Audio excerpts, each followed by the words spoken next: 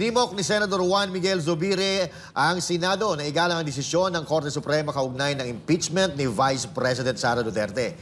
Mariin din niyang itinutulan ang panukalang resolusyon na humihiling sa Korte Suprema na baliktarin ang naturang pasya.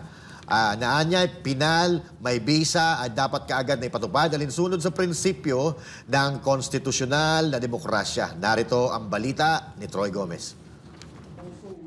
Nanindigan si Senador Juan Miguel Zubiri na sa halip na kwestiyonin, nararapat lang na igalang at agad sundin ng Senado ang desisyon ng Korte Suprema hinggil sa impeachment ni Vice President Sara Duterte. Ayon sa isang mapagkakatiwalaang source, may pinaiikot umanong resolusyon sa Senado na layong hikayatin ang Korte Suprema na muling pag-aralan ang nauna nitong pasya na nagsasabing walang jurisdiksyon ang Senado sa isinumiteng impeachment complaint.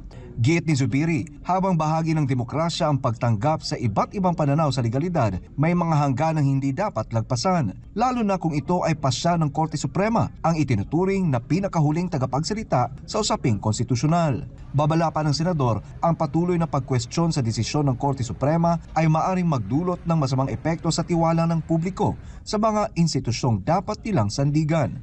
Nagpaalala rin si Zubiri laban sa mga hakbang na tila sumasagasa sa kapangyarihan ng Korte Suprema. Sa huli nanindigan si Zubiri na sa isang konstitusyonal na demokrasya, ang desisyon ng Korte Suprema ay hindi lamang simbolo. Ito ay dapat sundin, igalang at ipatupad.